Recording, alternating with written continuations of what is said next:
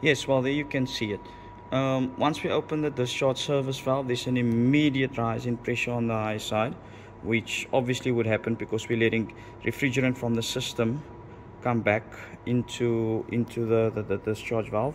So we've effectively opened that section up, so we'll get refrigerant coming back from the system, and that's why this pressure, which is the pressure over here, has gone up. But simultaneously the pressure at the suction side of the compressor is also going up, despite the fact that the valve is still sealed.